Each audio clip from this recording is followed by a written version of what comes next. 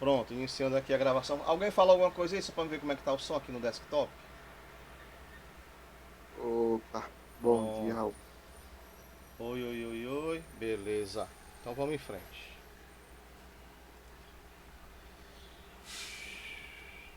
Aula de hoje, continuação, né, dos assuntos que a gente já tinha, ficou faltando um cedilha aqui, né? Ajeitar aqui esse cedilha. Continuação dos assuntos que a gente vinha tratando de ótica. E hoje a gente começa um assunto novo, que é a questão da construção das imagens e dos raios de luz, o comportamento dos raios de luz nos espelhos, tá? E a gente vai falar um pouquinho também dos espelhos esféricos. Mas começando com imagem virtual. Me interrompa a qualquer momento, caso não entenda. Esse assunto é bem fácil, mas pode gerar algum problema de interpretação. E vocês me falem, não acumule problema. Vamos resolvendo os problemas, tá? Imagem virtual. Olha, o que é imagem virtual? É toda imagem que é gerada do outro lado do espelho. Assim, de um lado você tem um objeto, certo? Aqui o espelho, ele é representado dessa forma. Esse espelho nós chamamos aqui de espelho plano, que a gente já conhece, né? Do lado direito aqui, esse lado, a parte toda lisa é a parte refletora. E essa parte que tem esses tracinhos é a parte opaca, né? Onde a imagem vai ser gerada, certo? E toda imagem que é gerada desse lado, do outro lado do espelho, ela é uma imagem que a gente chama do tipo imagem virtual. É uma imagem virtual, certo? E essa imagem virtual, ela nada mais é do que o prolongamento dos raios reais. Como assim, professor? Olha só, começando aqui por esse raio aqui de baixo. Ele vai se propagando, é aqui o nosso, vou colocar aqui a canetinha verde, certo? É o nosso raio incidente. Ele bate no espelho e volta, aí vira raio refletido, certo? Esse aqui, ó, que vai por aqui, é o raio incidente. Ele bate no espelho e volta para cá. Aí vira raio refletido. Tranquilo, né? O raio incidente aqui, ó. Raio incidente. Que é refletido esse aqui. Ele bate no espelho e se reflete. Aí vira raio refletido. Vamos pegar esse primeiro aqui, tá? Olha o que vai acontecer. Ele vai bater e vai se refletir. Esse aqui, aqui a canetinha laser, esse aqui, o prolongamento dele é esse, tá? O prolongamento desse aqui,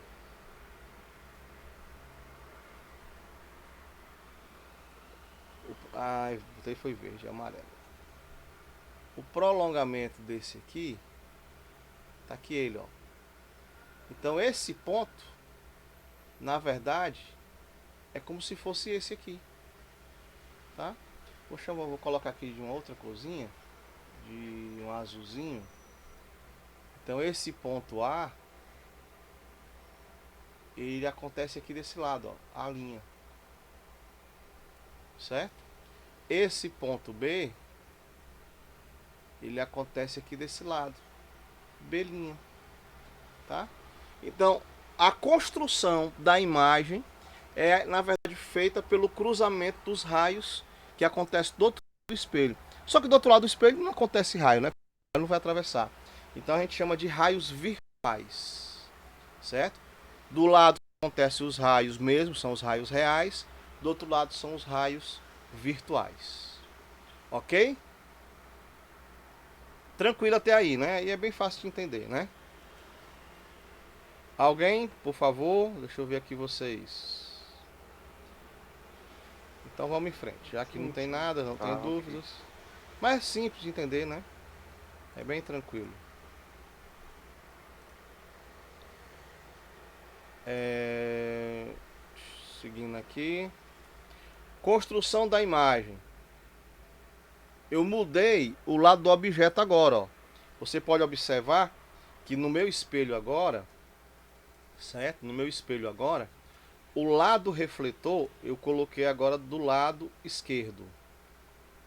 E o lado onde se formam as imagens do lado direito.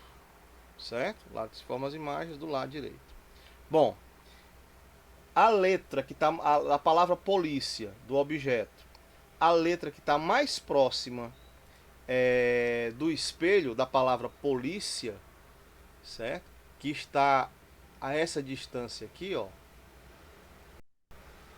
do espelho, 1, 2, 3 quadradinhos, é a letra A. Então, ó, também na mesma distância, a letra A. Certo? Depois da letra A segunda letra mais próxima é a letra I.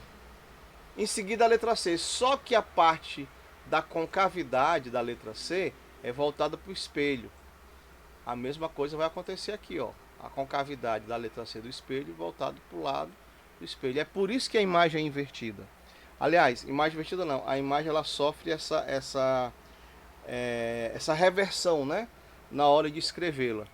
Tá ok? Então observe quando você coloca uma palavra na frente de um espelho, as letras elas ficam posicionadas de forma diferente, né, do que a leitura normal. E é por isso que os carros de polícia, de bombeiro, ambulância, urgência, emergência, né? Então eles são escritos dessa forma. Porque para o motorista, para o condutor que está na frente, na hora que ele olha no espelho retrovisor, ele coloca a imagem na posição correta. Então é escrita desse forma aí, dessa forma reversa, tá? Mas na hora que bota o espelho, ele volta à posição normal, tá ok? Então é por isso que as imagens são formadas desse jeito. Certo, pessoal? Tranquilo e calmo? Como é que estão aí vocês? Estão bem? Tá dando para entender o conteúdo? Oi, oi, oi, oi, oi, oi. Boa, né? Tranquilo, tá dando pra entender. Vamos para frente. Para determinar o campo visual de um espelho, é bem simples. Quem vai observar o campo visual do espelho é esse cidadão que a gente chama de observador, né? Mas deixa eu apagar aqui. Vou tirar aqui o segredo da jogada para não perder a graça. Então vamos lá.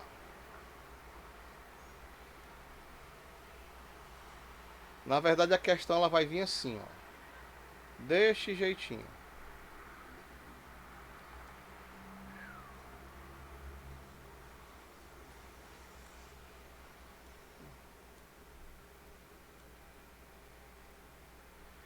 A questão ela diz o seguinte, normalmente vai vir assim. Como é que eu faço para descobrir o que é que esse observador ele vai enxergar dos pontos que estão na frente de um espelho? Certo? Vou colocar mais um ponto que eu não tinha colocado. Vou colocar um ponto bem aqui assim, ó. Bem na frente do espelho. Bem na frente do espelho, bem aqui. Um ponto F. Certo? Para esse observador, na hora que ele olha para esse espelho, tá aqui o nosso espelho.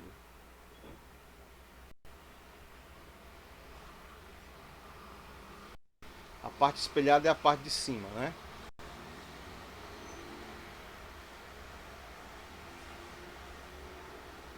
Para esse observador, na hora que ele olha para esse espelho grande, o que é que ele consegue ver? Primeira coisa que você vai fazer, é bem fácil. Você vai ver a posição desse observador e vai colocar a imagem dele. Esse observador ele está a um quadradinho, 2, 3, 4, 5 quadradinhos para baixo e 2 para a direita, né? Então você faz a mesma coisa agora, ó. 1, 2, 3, 4, 5. Então aqui ficaria a imagem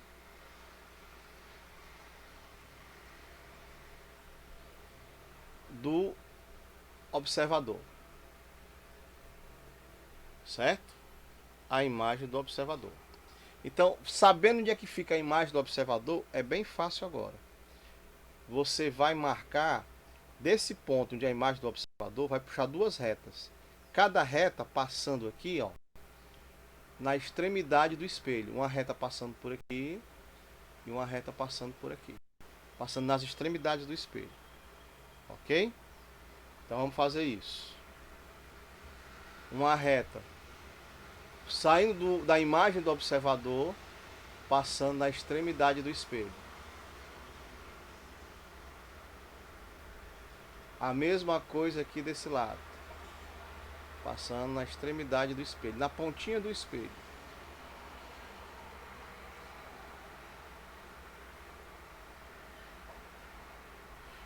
Tudo que tiver nessa região, o observador consegue perceber. Então, quais seriam os pontos que ele não consegue ver? O F e o A. E o F e o A. Eles estão no ponto cego do espelho. E engraçado, ó, que a impressão que dá que esses pontos D e E, que estão fora do espelho, ele não vai ver, né? Mas na verdade ele consegue enxergar. E esses que estão na frente do espelho, e o A e o F, que estão bem na frente do espelho, mas em virtude da posição dele, ele não consegue perceber a imagem do observador. Essa região aqui é uma região cega, e essa região aqui é uma região que ele vai perceber os objetos. Ok? Facinho, né? É assim que determina o campo visual de um espelho. Associação de dois espelhos planos. São esses dois tipos de associação. Tem mais, tá? Tem mais. Mas esses aqui são os dois principais. Quando esses espelhos estiverem planos, né, forem planos, estiverem paralelos, um em relação ao outro, ou então quando esses dois espelhos eles formarem um ângulo entre si, como é o caso aqui desse espelho aqui, ó. O espelho é 1, certo? E o espelho é 2. Eles formam um ângulo entre si. É 2, pronto. E aqui o é 1. Olha só, o espelho é 1, ele vai fazer a imagem do A, concorda? Então a imagem do A, para não ficar aqui, vou fazer aqui de outra cor, ele tem que estar a 2 quadradinhos. Vai aparecer aqui, ó, a imagem do A, ou a linha. Concorda? Tranquilo? Essa imagem aqui gerada pelo espelho é 1. Vamos ver aqui do espelho é 2. O espelho é 2, ele também vai estar fazendo aqui a imagem dele, ó, né? A imagem do ponto A vai estar aqui a 2 linhas, uma imagem. Ok? Ou por aí não. Porque o espelho é 1, ele vai perceber que existe, além do objeto, a imagem feita do objeto produzido pelo espelho é 2, que vai estar, ó, vamos ver aqui, ó, desse espelho, 1, 2, 3, 4, 5, 6. Então, ó, 1, 2, 3, 4, 5, 6. Bem aqui, a imagem da imagem. Certo? E quando esse espelho perceber que tem essa imagem, ele também vai colocar para cá, ó, né? Bem aqui assim, mais ou menos. Vou puxar aqui um pouquinho para a direita. Bem aqui assim, mais ou menos, né? A imagem da imagem. 4 linhas. E quando perceber que aqui gerou outra imagem, vai ter uma outra imagem para trás. E aqui mais imagens. Então, quando você tiver um espelho de frente para o outro, você vai ter infinitas imagens. Mas para isso eles têm que estar paralelos um ao outro. Certo, pessoal? Há alguma dúvida?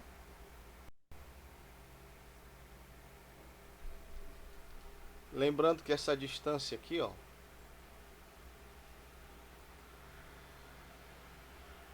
tem que ser igual a essa. Certo? E que essa distância aqui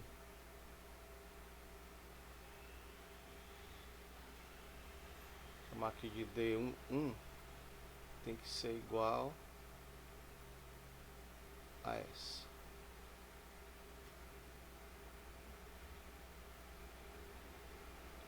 Ok? Estão acordados? Falem alguma coisa comigo.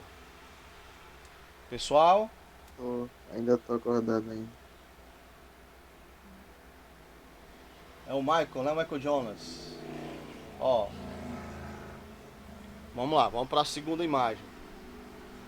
Dessa segunda imagem, a gente vai ter uma associação angular. Aqui a associação é paralelo. Nessa agora a associação é angular. Significa que entre os espelhos existe um ângulo. E na frente desse espelho, um objeto. Tá?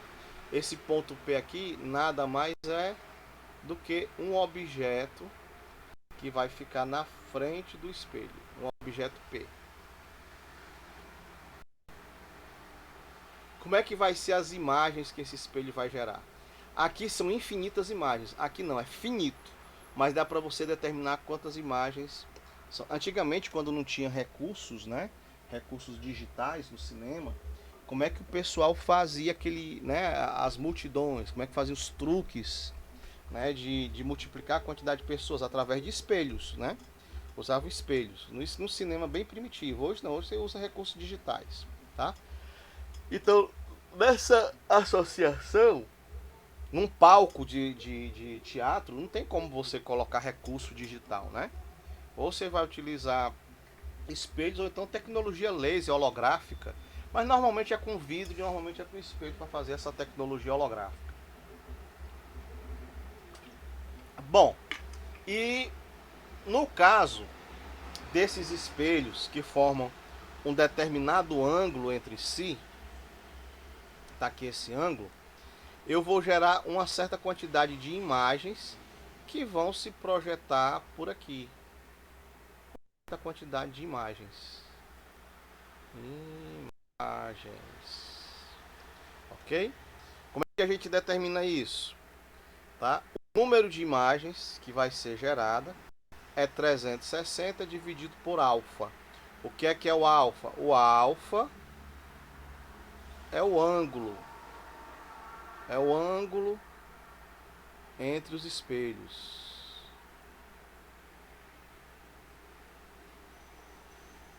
É o ângulo entre os espelhos. Ok? É o ângulo entre os espelhos. Vamos ver aqui um exemplo. Vocês estão fazendo print da tela, pessoal? Então quem não fez aí, faça agora. Vou voltar aqui um pouquinho. A primeira imagem, né? Print da tela. Vamos lá. Tranquilo? Posso passar? Pode. A segunda imagem, print da tela.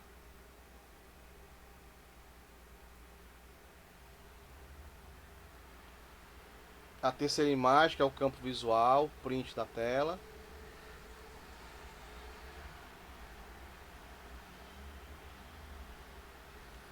A quarta imagem, né, que é a associação dos espelhos, print da tela.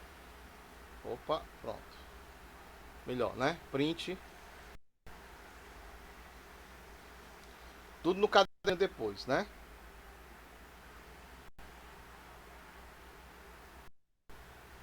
O ângulo é em graus. Tempinho para fazer essa questão aí, vamos lá. Em cima do que eu falei, né? Tá aqui a fórmula. N é igual a 360 dividido por alfa menos 1. Então, leia a questão e responda.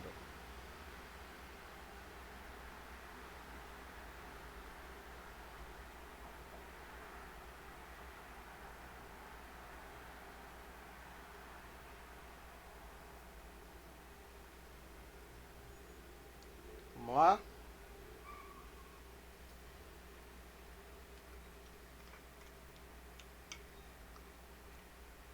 Sim.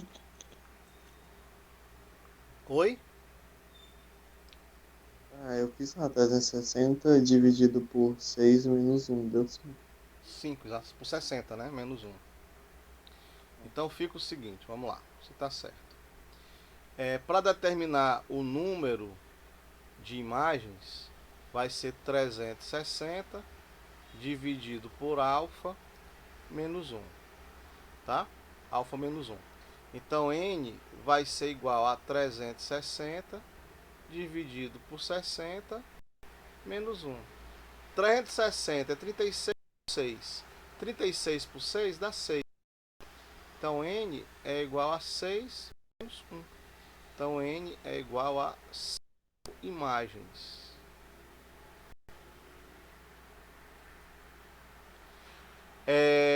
Teve uma questãozinha que caiu no vestibular certa vez que dizia o seguinte, era igual isso aí, né? Aí ele perguntava assim, eu tenho uma bailarina e essa bailarina ela fica na frente de dois espelhos que formam entre si um ângulo de 60 graus, certo? Na cena,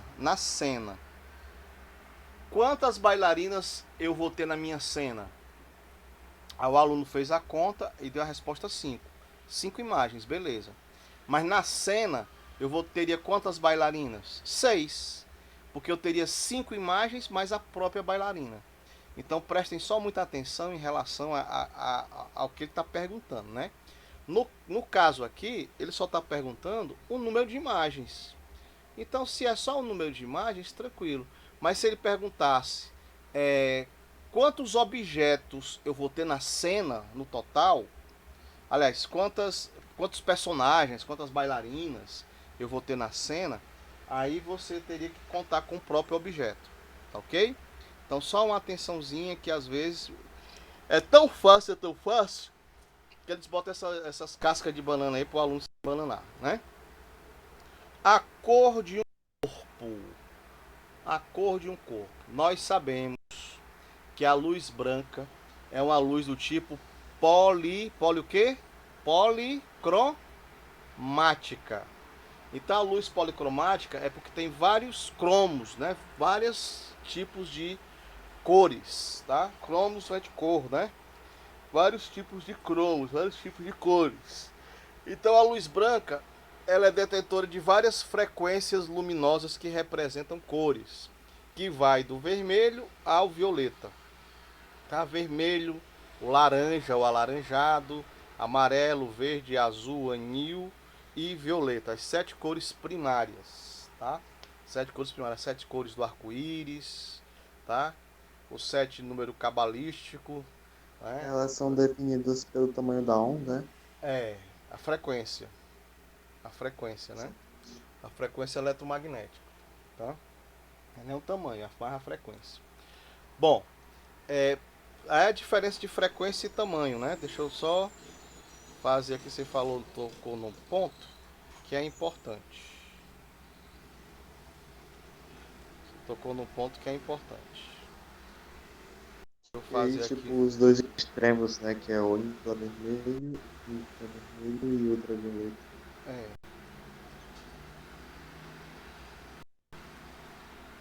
Ó.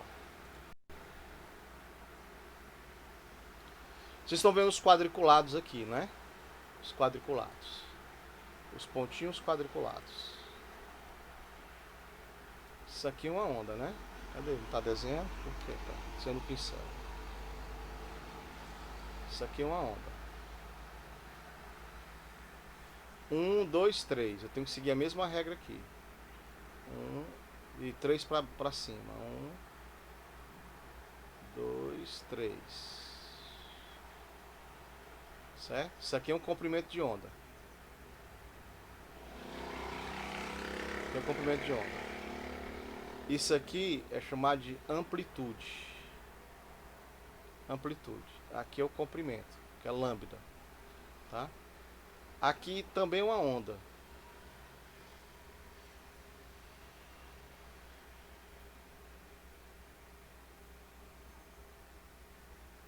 Certo?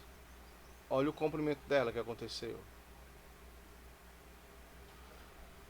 E olha aqui a amplitude é a mesma, né?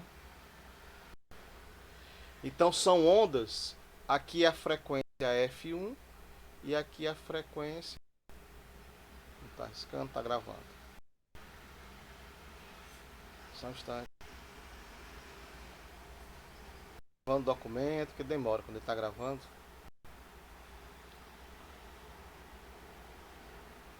Pronto. Aqui a frequência é F2. Então eles têm a mesma amplitude, têm a mesma energia, mas o comprimento de onda é diferente, certo? E a frequência é diferente. Então, no caso das cores, a cor tem a ver com a frequência, certo? Tem a ver com a frequência. Mas quando a gente for estudar ondulatória, a gente vai bater isso aí.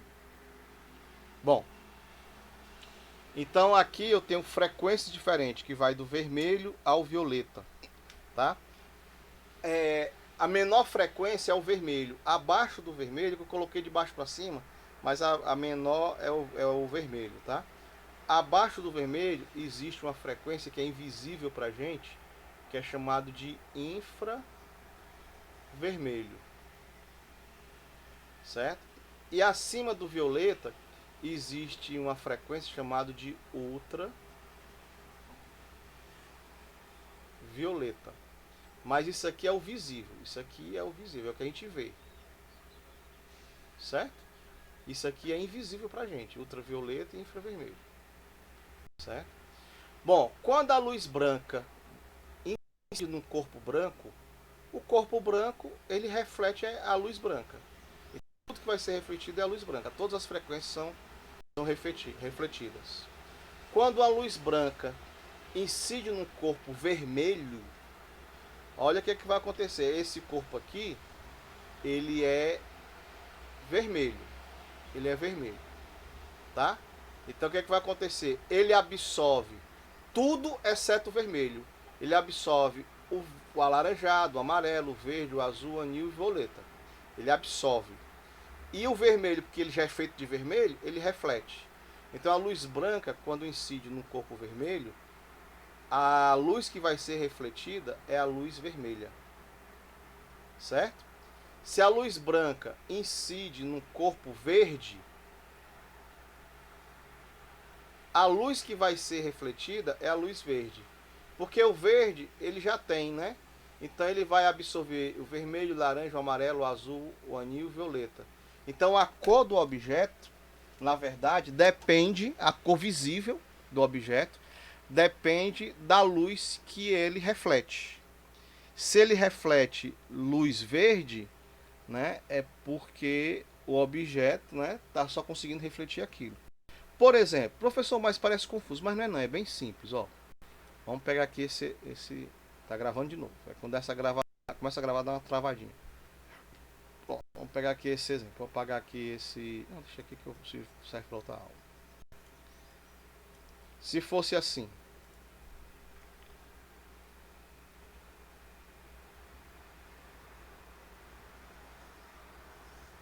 o objeto ele é verde, certo? Mas a luz que vai incidir é uma luz vermelha. O que é que vai acontecer com a luz refletida?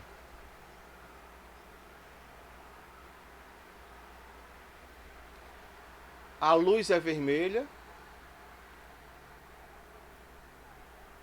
e o objeto é verde.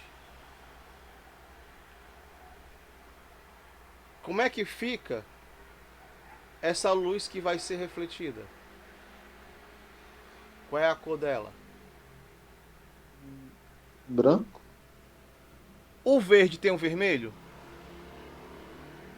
Não. Não. Ele vai absorver. Ele vai absorver o vermelho. Então, na verdade, o que é que acontece? Ele não reflete luz.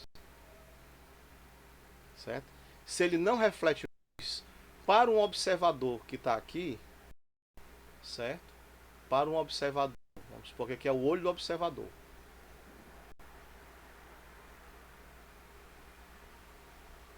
Eu estou tendo aqui absorção. Absorção dessa luz. Para o observador que percebe que só tem absorção, então para ele vai ver esse quadro aqui, essa parede, de negro. Certo? Ele vai ver negro, ele vai ver preto. Tá? Porque não tem absorção. Aliás, porque não tem reflexão. Então quando só tem absorção, a cor que você vai perceber é a cor negra, né? É o preto, tá? É o que eu vou falar agora aqui, ó. O corpo preto. Se a luz é branca, não existe luz preta, né? Não existe luz preta. Então o que, que ele vai fazer? Ele vai absorver tudo. E na hora que absorve tudo, que você vai ver o preto. O preto ele absorve tudo. Um carro preto e um carro branco no sol. Um carro preto e um carro branco no sol. Quem é que absorve mais energia? O carro preto ou o carro branco?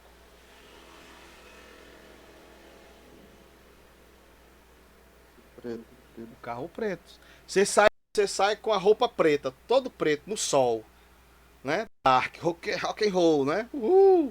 Tá? Eu sou roqueiro, vou sair aqui em Maracanã no solzão de meio-dia, lá pro shopping. Tá? Beleza, eu também sou, também gosto, né? Aí você vai sair com a menina toda de branco. Porque ela estudou física com o professor Raul, né? Então ela sabe. Né? Quem é que vai sofrer mais de calor? O cara que tá todo de preto ou a menina que tá de branco? O cara. O cara, né? O cara. Por quê? Porque a cor preta absorve mais energia. Certo, pessoal? Então, se vocês quiserem esquentar uma panela com água, né, e não quiser gastar energia, pinta ela de preto e bota no sol. Ela vai absorver energia, ela vai esquentar. É o que acontece nos aquecedores solares, né? Ao invés de usar energia elétrica para aquecer a água, você utiliza o sol, a cor preta, que vai absorver e vai aquecer a água. Tá ok? E nesse caso aqui específico, que eu estava falando ainda há pouco, puxando para cá, puxando aqui para cima, né? Se o objeto é de cor, a luz é de cor, mas são cores diferentes, eu vou ter absorção. E tendo essa absorção, né, a cor que vai ser vista pelo observador é o preto. Ok? Professor, e aquelas cores que não estão, né, aqui nessa tabela? São cores variáveis delas, são frequências intermediárias. Tá? Frequências entre vermelho e alaranjado, entre amarelo e verde, entre alaranjado e amarelo.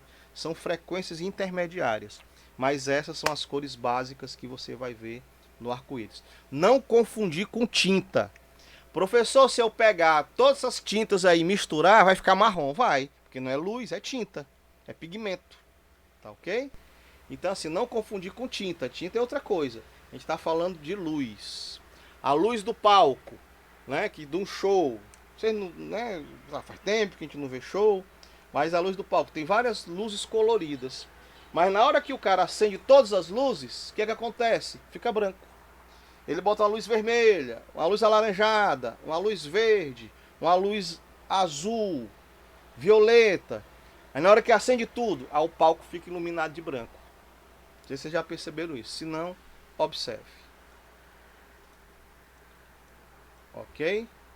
Vamos agora para essa parte aqui do quadro.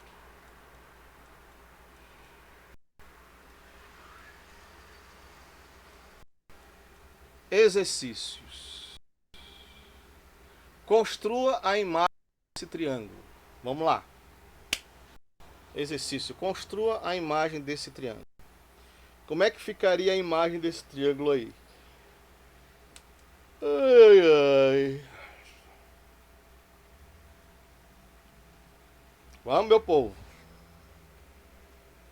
Deixa eu olhar para a cara de vocês. Liguem a câmera. Eu quero ver a cara de sono de vocês. Maldade, sei. Ah, eu acho que ia ficar, tipo, o que tá mais perto do espelho é o que vai ser refletido mais próximo também, né? Que nesse caso aí é o É o B. É o B. Então, bem aqui assim, ó, dois quadradinhos é o B. Certo? Aí aqui é o C, né? O C tá 1, 2, 3, A 4. 2 do B. 1, 2. Aqui, 1, 2, Você 3. tá a 2 do B. Aqui, não é isso, ó, Jonas? Não é isso? Tu gosta de ser chamado de Jonas ou de Michael? Muito fácil. 1, 2, 3, 4, 5. 1, 2, 3, 4, 5. Parece isso. Aqui a letra B, aqui a letra C e aqui a letra A. Aí para dizer que é imagem, linha, linha, linha, tá? Ligando os pontos agora, a gente constrói o nosso triângulo. Opa, cadê? O que foi que houve? Falhou?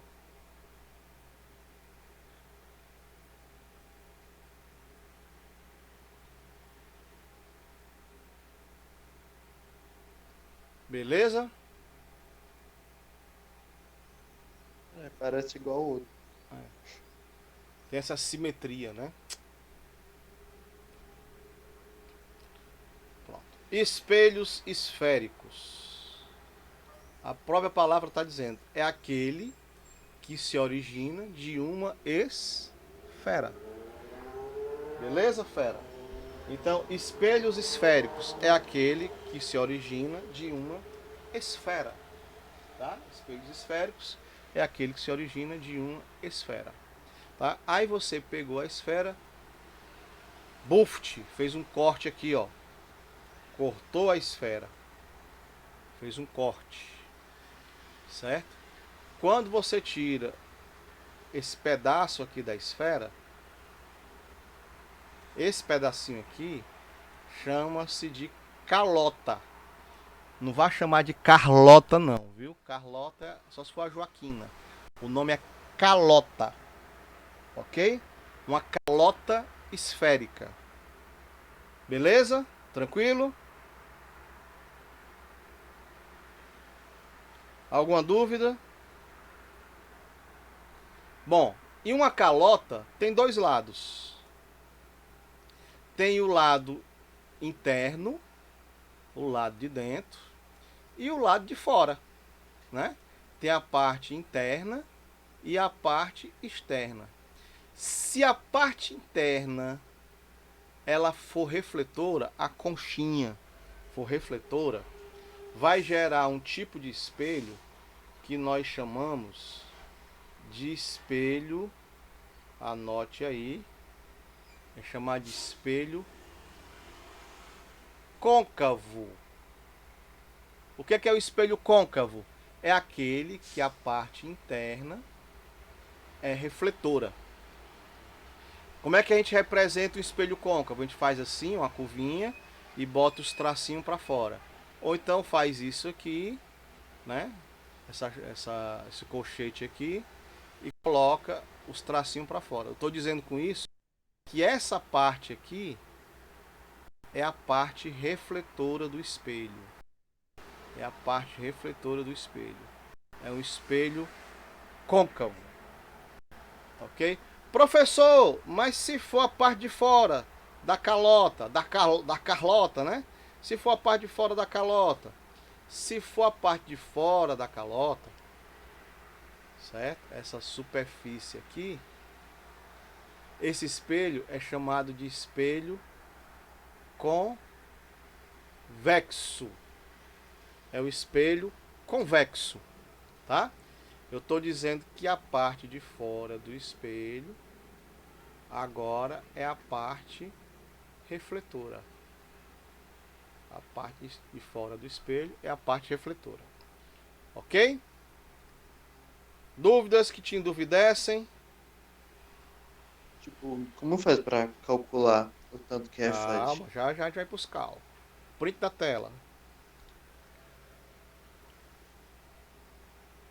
Espelho côncavo, espelho convexo.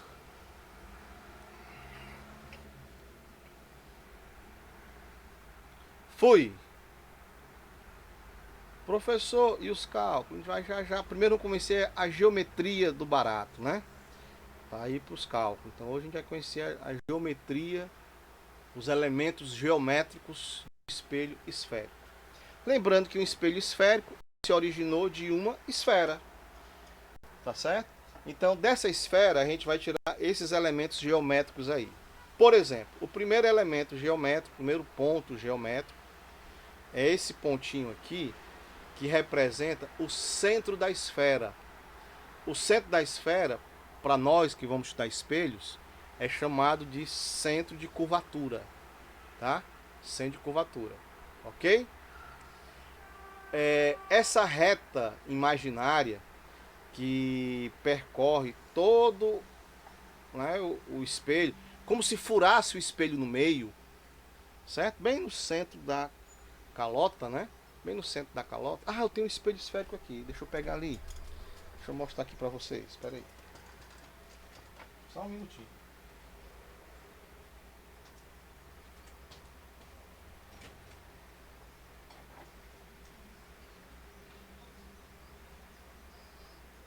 É tu, amor?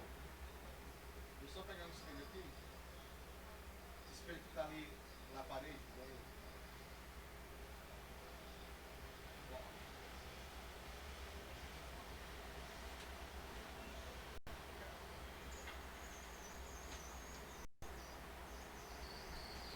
Ah, o espelho tá feio, viu? Deixa eu dar uma olhada nele aqui pra mostrar pra vocês. Tá fazendo um álbum.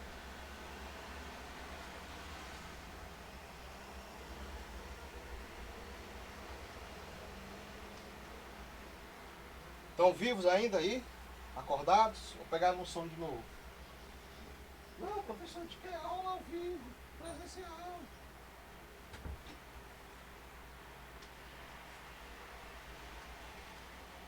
É que o bichinho tá feio, mas dá pra entender. Deixa eu ligar aqui a câmera.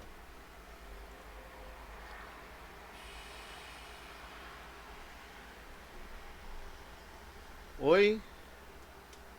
A minha câmera não tá ligando? Opa. Vê se ela liga aqui. Não. Ligou não, ó. Deixa eu desligar e ligar lá novamente.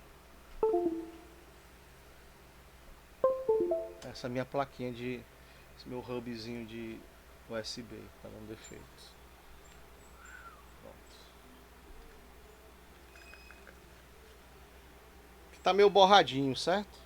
Mas aqueles espelhos de retoque de maquiagem, né?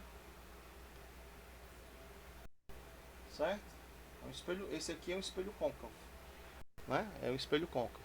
Então você imagina uma retazinha furando ele ao meio. Essa reta que fura ele ao meio recebe o nome.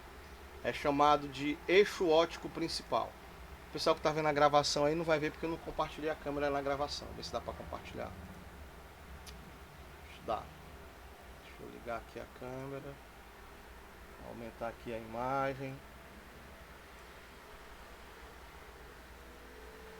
Ah, entendi. É porque estava compartilhando com... dá pra fazer as duas coisas ao mesmo tempo não. Então deixa assim mesmo. Deixa vocês sem câmera. Só o pessoal que está ao vivo aqui comigo. Ao vivo e a cores. Pronto. Então essa... Tirar aqui para você ficar olhando para mim. Não olho para você, vocês não olham para mim. Então assim, ó. Essa reta imaginária que toca o centro do espelho é chamado de eixo óptico principal. Ele é importantíssimo para o nosso estudo da ótica, certo? Importantíssimo, ok?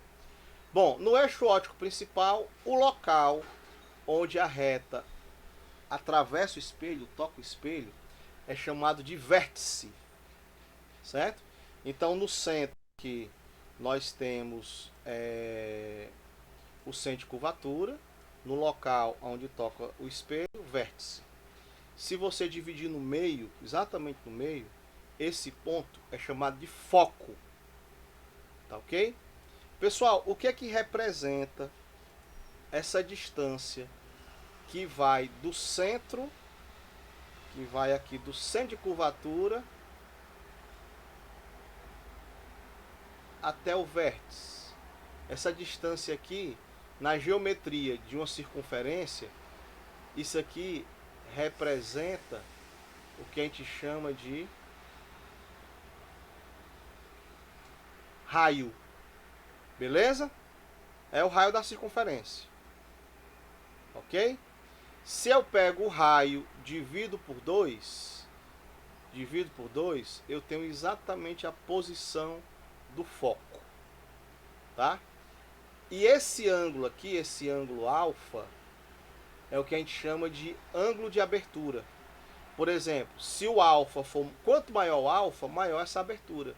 180 graus, então é meia circunferência.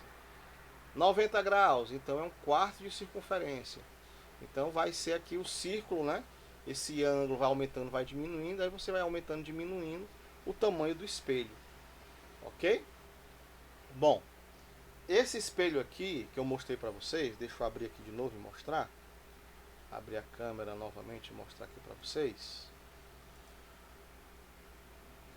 Olha aqui para minha câmera, ele parece um espelho plano, não parece? Ele parece que é um espelho esférico? Sim ou não? Ou parece um espelho plano?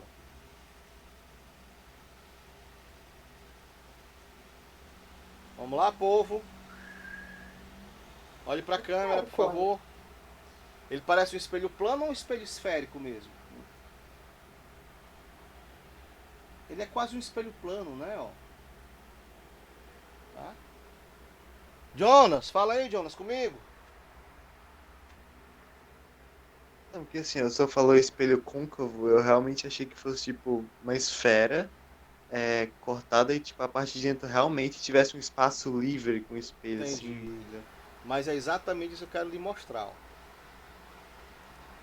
Vamos trazer para cá. Vocês me fazem desenhar essas coisas.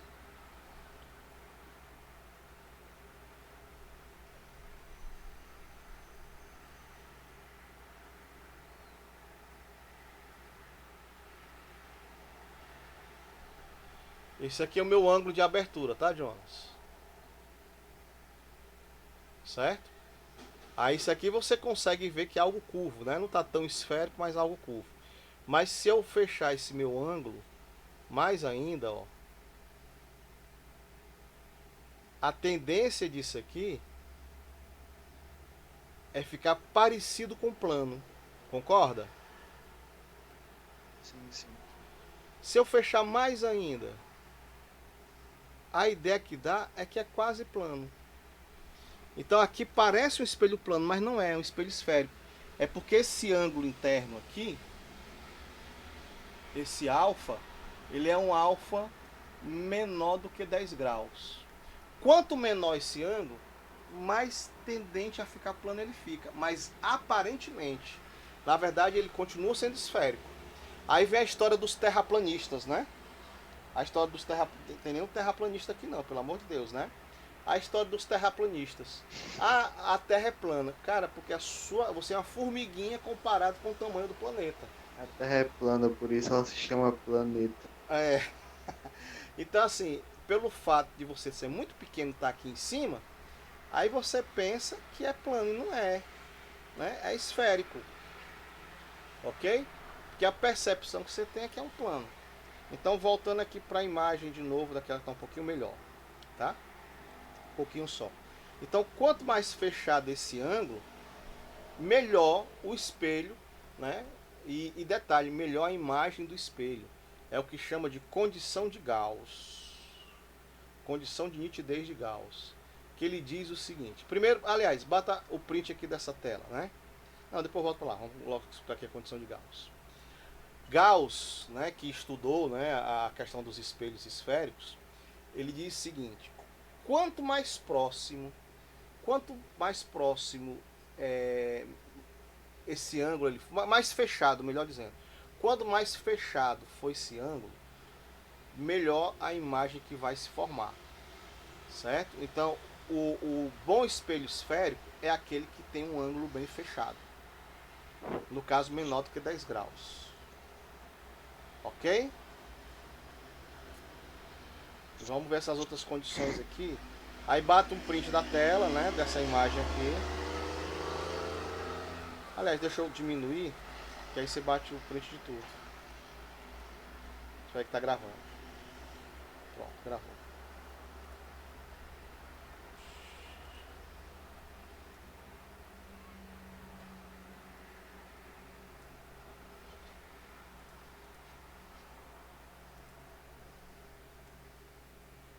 Não, fica ruim assim, né? Não, o jogo bate uma foto de um depois do outro, vai. Os elementos, os espelhos esféricos.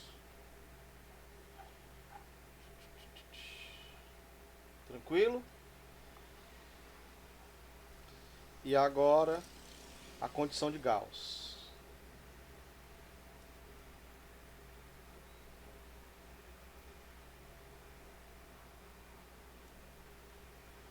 Comportamento dos raios de luz. Deixa eu fazer aqui separado. Comportamento dos raios de luz. Isso aqui a gente está estudando o espelho côncavo, tá, pessoal? Espelho côncavo. Vou pegar a canetinha aqui que só vai com a canetinha.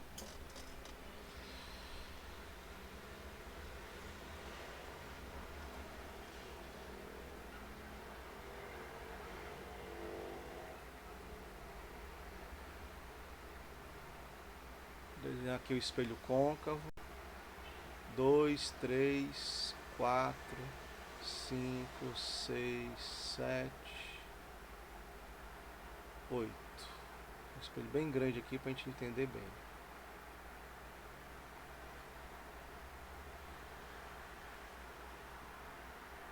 Um, dois, três, quatro.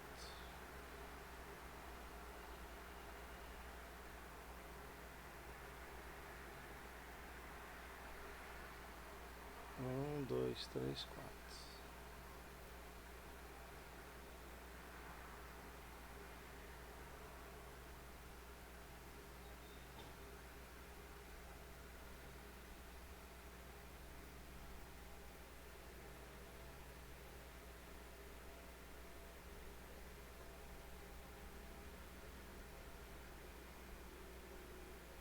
Essa reta pontilhada, qual é o nome dela, hein? Que eu acabei de falar. Como é que se chama? Vamos lembrar desses nomes, meu povo. Busca aí na memória.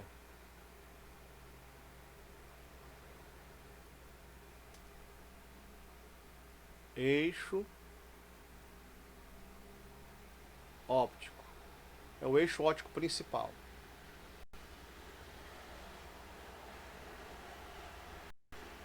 Esse pontinho que o eixo óptico principal tocou o espelho. Esse ponto se chama de... É chamado de... Que, pessoal? Vamos, meu povo, acorda aí. Como é o nome desse ponto, representado pela letra V?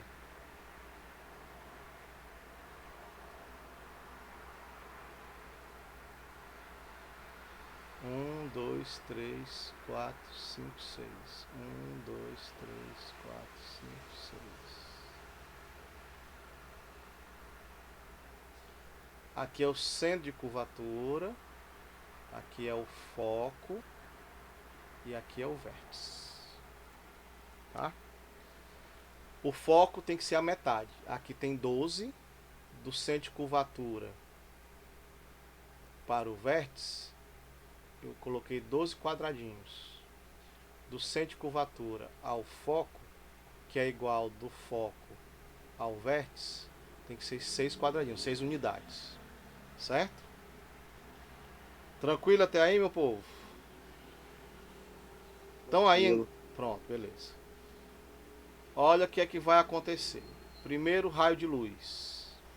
É o raio de luz que ele ocorre paralela ao eixo óptico. Tá? Esse de raio de luz incidente, esse RI, ele está paralelo ao eixo óptico. Paralelo ao eixo óptico. Certo? Esse raio de luz, ele é incidente. Ele vai bater no espelho e vai se refletir. Ele incide no espelho e se reflete. Todo raio de luz paralelo ao eixo óptico, ao se refletir, é obrigado a ele se refletir passando pelo foco. Primeira regra é essa. Certo? Raio de luz paralelo ao eixo óptico se reflete, raio refletido, passando pelo foco. Ok? Alguma dúvida? Fale agora ou cale-se para sempre. Professor, e se esse raio de luz ele vier de algum lugar